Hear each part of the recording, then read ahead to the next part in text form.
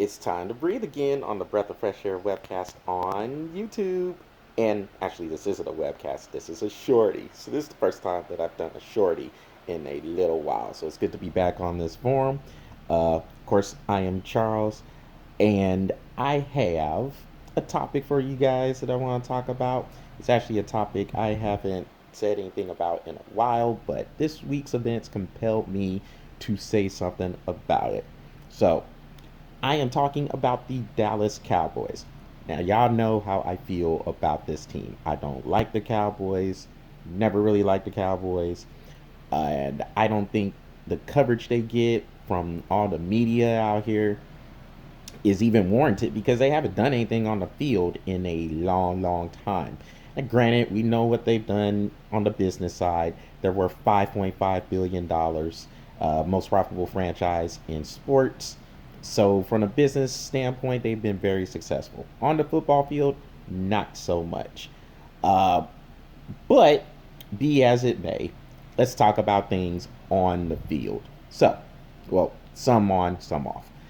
So, this week we saw the Cowboys get blasted by the Arizona Cardinals, 38-10 on Monday Night Football. And afterwards, I guess there's anonymous players. I never like it when anonymous sources come out. But it was reported by Jane Slater. And that's the first time I heard about it. By Jane Slater on the NFL Network, that several Cowboys players, none of them named, are blasting the coaching staff for basically having a lack of preparedness, not being able to make in-game adjustments, and basically saying they're not good at their jobs of being coaches. More on that in a minute. But on the field, they got blasted by the Cardinals, and they're looking like a team that's going to be around 5-11, 6-10. That's how they look. Now, granted, they're in the NFC East, which means they could probably still win that division with the 6-10 record because the Giants, Eagles, and the Washington football team, they're not very good themselves. Giants and Eagles are on Thursday night tonight, by the way. Anyway, the Cowboys, look, let's go back to the Dak Prescott injury. Now, of course, he's gone for the year with the ankle injury, and it was a very unfortunate injury. You're never trying to see anybody get hurt. And Dak Prescott is one of the few players I do like from the Cowboys. I've been a fan of his ever since his days at Mississippi State. And to see him go down with that injury is very sad, rough, because he's one of the good guys, or at least from what you can see from the outside, he's one of the really good guys. He's well liked by his team and by a lot of people in the league. So that injury in and of itself, very heartbreaking to see. But with that being said, the Cowboys weren't very good with him on the field. So for this notion of Dak Prescott was going to take the Cowboys on a Super Bowl run to be out there, it's nonsense. It's garbage, it's trash, and it's pretty much not true. I mean, I didn't see them going anywhere, even with Dak Prescott being in there.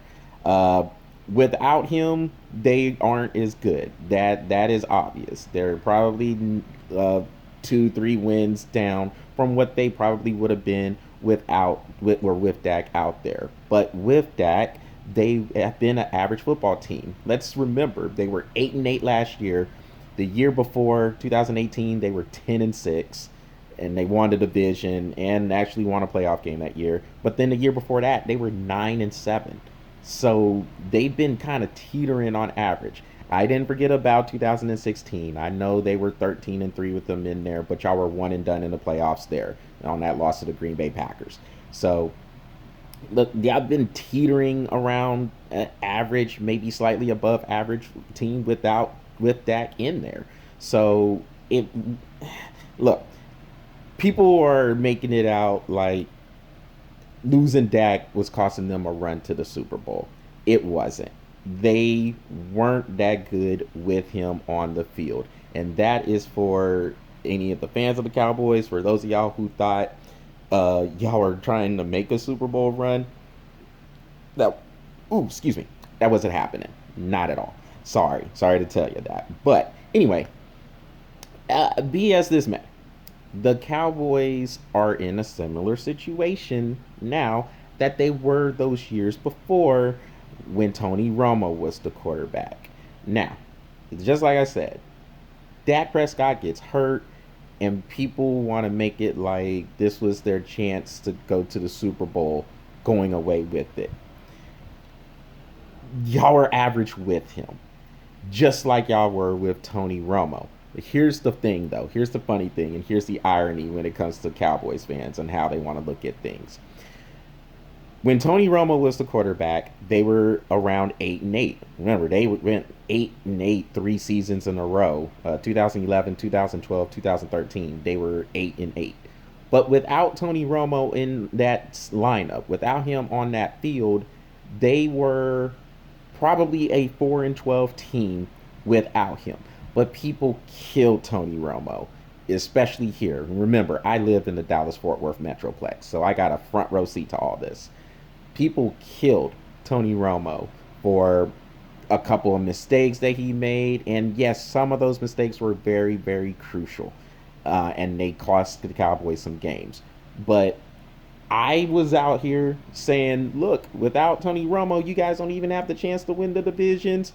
The years y'all were average. 8-8. Those are y'all records, those years. 2011, 2012, 2013. There, y'all wouldn't have had a chance to be there if it wasn't for Tony Romo.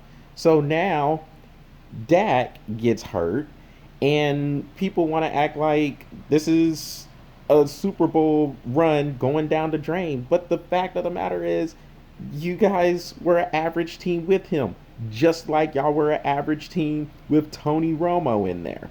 So why is it when Dak gets hurt, this is such so heartbreaking? I can't believe this is happening. Y'all were around 8-8 anyway. Y'all had a division right there last year on y'all laps, and y'all couldn't grab it. The Philadelphia Eagles grabbed it with a 9-7 record, by the way. Y'all were 8-8 last year. So stop with the whole Super Bowl run is gone down the drain. Now, granted, look, I get it. It's a weird year, so it is possible somebody could make a run that you might not have expected. But the Cowboys weren't going to be that team because they still had all the same habits that was going on the years before. The defense isn't very good. DeMarcus Lawrence, he's overpaid. Jalen Smith's not playing up the par. Leighton Vander Esch has been out with the injury, and the secondary continues to get torched. You have the worst defense in the league. So with that, y'all weren't going to go anywhere anyway. And a lot of these stats Dak Prescott has accumulated, half of them are garbage stats, and the other half is because the team is falling behind big time in a lot of the games. Against the Atlanta Falcons, they fell behind 20-0. Cleveland, they got up on them 14-0, and then Cleveland just went on a run. I think it was something stupid, 31, 38 straight points. I don't remember exact numbers, but Cleveland scored a bazillion points on them after they got down 14-0. So we'll put it that way. It was a bazillion, I know, but the team was not very good. They weren't going to do much. I'm sorry to tell you, Cowboys fans. So that notion needs to get put to bed. And the coverage of Dak Prescott being lost, you would have thought Joe Montana got hurt. You would have thought Tom Brady got hurt. You would have thought someone like Aaron Rodgers or Patrick Mahomes got hurt. And you're not trying to see anybody get hurt. But on the field, Dak Prescott is not at that level. He's a good quarterback, not elite. But you would have thought the best quarterback in the league went down, and Dak Prescott is not that guy. So there's that. With these comments from these anonymous players, again, James Slater from the NFL Network reported that several Cowboys players, anonymous players, of course, nobody wants to put their name on anything these days. They want to hide behind anonymous. But it was reported that those players were blasting the coaching staff led by Mike McCarthy, talking about they weren't uh, mentally prepared basically to make any adjustments, any pregame adjustments, in-game adjustments. Basically, they're just not good at their jobs. Period. Now that is very funny to hear that about Mike McCarthy in his first year when you guys had 10 years of this under Jason Garrett. Now all of a sudden there's a problem with the coaching staff. Now all of a sudden we want to talk about in-game adjustments. Y'all had that under Jason Garrett constantly. There was no complaints about it then. So now why all of a sudden does people want to complain? Really what this turns into to me is there are a bunch of players on that roster who are overpaid, who haven't been performing up to par, and now they're upset and they're trying to blame it on other people. That's what this boils down to.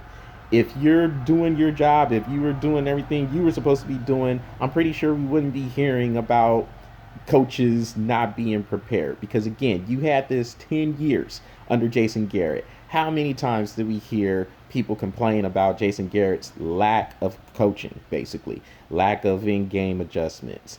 Just running the same thing over and over and over again and being hard headed, saying we just have to execute better. That happened constantly. And now all of a sudden, we want to hear these players complain.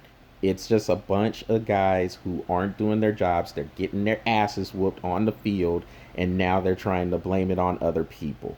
And again, the fact that they're hiding behind anonymous shows you just exactly what is going on there. What you have right now is a toxic environment. Very, very toxic environment right now. Players are upset, coaches are upset, everybody is upset because a lot of things have went down negatively for the Cowboys. And I'm here to tell you, it's not like it was going to be great anyway.